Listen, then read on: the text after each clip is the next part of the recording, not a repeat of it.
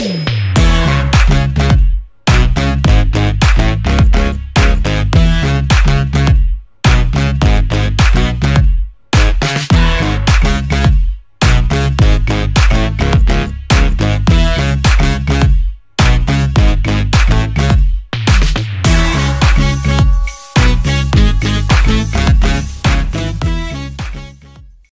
বন্ধুরা, good morning. আমি ঝর্ণার কিচেন। আজকে একটা রেসিপি করে দেখাবো। আজকে দেখাবো চিকেন কাবাব। কিভাবে বানাবো সেটা দেখতে থাকো, শুরু থেকে শেষ পর্যন্ত ভিডিওটা দেখ। চলুন দেখ। চিকেন কাবাব, কারি কাবাব তো করে দেখিয়েছি, একটু এটা অন্যভাবে বানাবো। এখানে চিকেন নিয়েছি, চিকেনটাতে হাফ পিস লেবু নিয়েছি, দিয়ে দেবো। চিকেনটা 600 মতো চিকেন নিয়েছি। এটা সলিড চিকেন, কোনো হাড় নেই, সলিড চিকেনটা আছে। এখানে আদা রসুন দেবো, 3 চামচ মতো আদা রসুন বাটা দিলাম। আর এখানে টক দই নিয়েছি, টক দই দেবো ছোটো চামচেতে 4 চামচ মতো টক দই। এখানে গোলমরিচ দেবো পুরো উঁচু চামচে 1 চামচে, হাফ চামচে দেবো হলুদ, 1 চামচে দেবো গুঁড়ো লঙ্কা, ধনে দেবো 1 চামচে, জিরে দেবো 1 চামচে। সব উঁচু চামচে দিচ্ছি আমি, 1 চামচে জিরে গুঁড়ো। সব মশলা দেওয়া হয়ে গেল। তেল নিয়েছি, সর্ষে তেল 3 চামচের মতো সর্ষে তেল দিলাম। নুনটা পরিমাণ মতো নুন দিয়ে দেবো। গরম মশলা ছোটো চামচে 1 চামচ। ভালো করে মেখে নেব। মাংসটা মাখানো হয়ে গেছে এইভাবে। আর এখানে আমি সয়া সস নিয়েছি, সয়া সস দেবো 1 চামচে সয়া সস। এবার এটাকে ভালো করে মিশিয়ে নেব।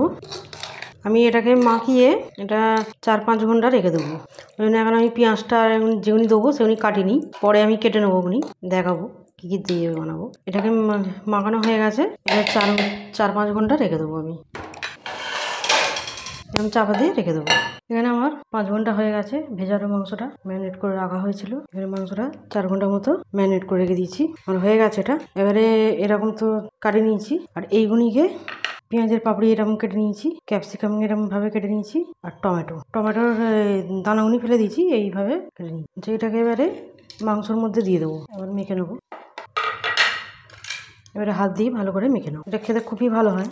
আমি তো কারি যে কাবাব করে দেখিয়েছি, চিকেন কারি কাবাব, এটাও খেতে বেশি ভালো লাগে, এটাও ভালো লাগে। এটা ক্যাপসিকাম, টমেটো, পেঁয়াজ, ওটা তো পেঁয়াজ দিয়ে বানিয়েছিলাম, আর এটা টমেটো ক্যাপসিকাম দিয়েছি। এটা একটু অন্যভাবে হচ্ছে, এই জন্য আমার সব মাখানো হয়ে গেছে। এবারে একটা করে এরকম কাটি নিয়েছি, কারির মধ্যে নিয়ে নেবো। একটা করে এইভাবে মাংস দেবো, একটা এরকম পেঁয়াজ দেবো, তারপরে একটা বাফের এইভাবে একটা মাংস দিয়ে দেবো। এটা ক্যাপসিকাম এইভাবে দিয়ে দেবো। আবার একটা এইভাবে মাংসটাও দিয়ে দেবো। একটা টমেটো নিয়েছি, টমেটো দিয়ে এইভাবে একটা ফের ক্যাপসিকাম দিয়ে দেবো। আর একটা মাংস দেবো এতে, আর একটা এইভাবে মাংস দিয়ে দিলাম, তারপরে পেঁয়াজ দিয়ে দিলাম একটা। এইভাবে আমার একটা রেডি হয়ে গেল। আর একটা মুখের কাছে একটা টমেটো দিয়ে দেবো, একটা আমার রেডি হয়ে গেল। এইভাবে সবকটাকে রেডি করলাম। এইভাবে আমি সবকটাকে গিঁদে নিলাম, এই 5টা করে নিলাম। আর এটা ঈদের স্পেশাল, এইভাবে বানিয়ে খাবেন, খেতে খুবই ভালো লাগে। এইভাবে আমার সবকটা রেডি হয়ে গেল। এইভাবে সবকটা করে নিলাম। এখানে আমি সর্ষে তেল দিয়েছি, সর্ষে তেল একটু বেশি দিয়েছি।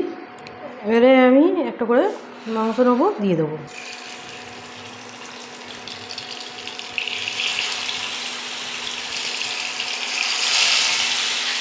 এইভাবে সবকটাকে দিয়ে দেবো।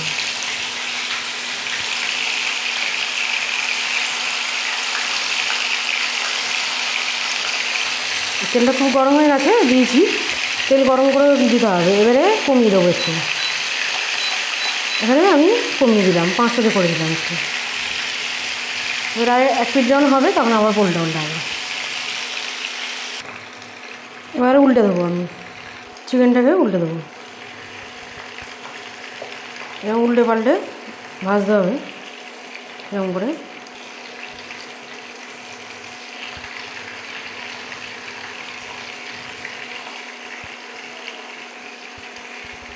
এরকম করে উল্টে দিতে হবে।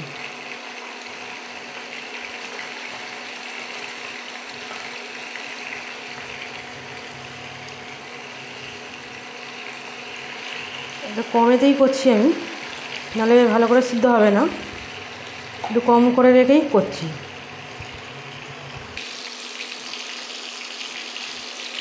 এখানে আমার হয়ে এসছে। 3-4 মিনিট এটা উল্টে পাল্টে করে নিয়েছি। আর এটা ঈদের স্পেশাল কাবাব, চিকেন কাবাব। আমি এবারে একটা করে তুলে নেবো। আগে তুলে নিচ্ছি।